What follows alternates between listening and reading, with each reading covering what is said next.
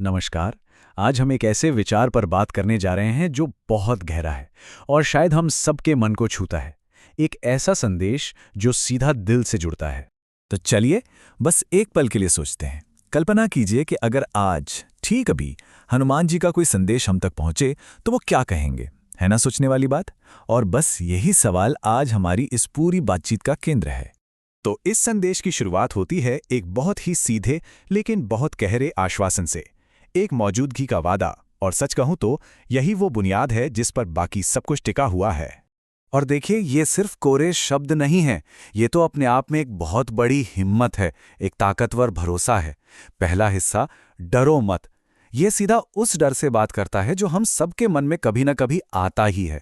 और फिर जो दूसरा हिस्सा है, मैं हमेशा तुम्हारे साथ हूं, ये एक ऐसा वादा है जो कभी नहीं टूटता, एक यकीन कि कोई भी कभी भी अकेला नहीं है। और इसी बात को और भी ज्यादा मजबूती दी गई है।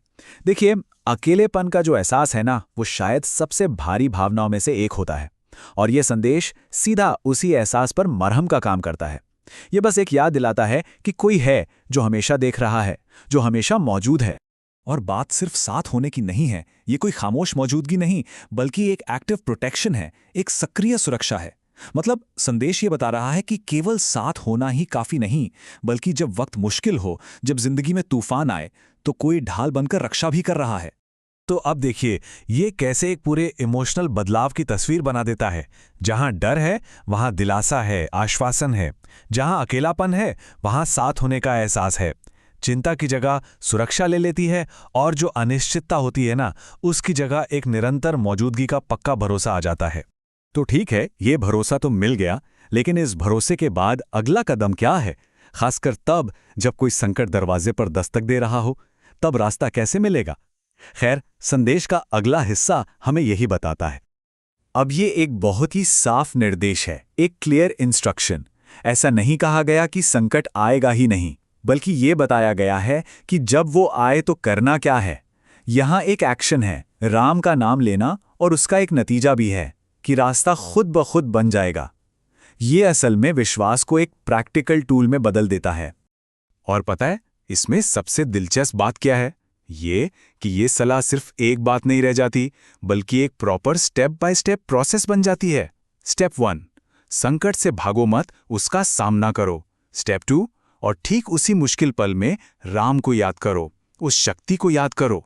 और फिर आता है स्टेप 3, यानी कि नतीजा, कि इस विश्वास भरे कदम से ही आगे का रास्ता अपने आप साफ होने लगता है। तो चलिए, अब इस संदेश के आखिरी और शायद सबसे सशक्त हिस्से की तरफ बढ़ते हैं। ये उस इंजन के बारे में है जो हमें सच में आगे बढ़ाता है, जो असल में प्रोग्रेस करवाता है। मेरे ख्याल से यही पूरे संदेश का निचोड़ है।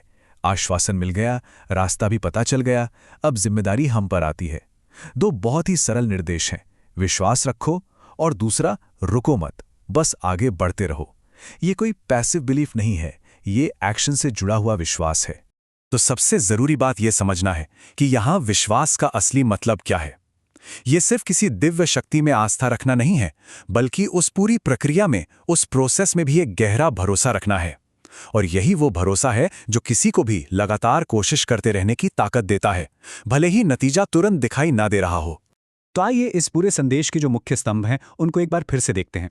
डर का जवाब है निरंतर मौजूदगी, संकट के लिए एक तय रास्ता है, अकेलेपन का सामना सुरक्षा से होता है, शक पर जीत विश्वास से मिलती है, और जहां कोई ठहराव आ जाए उसका समाधान है बस आगे बढ़ते रहना।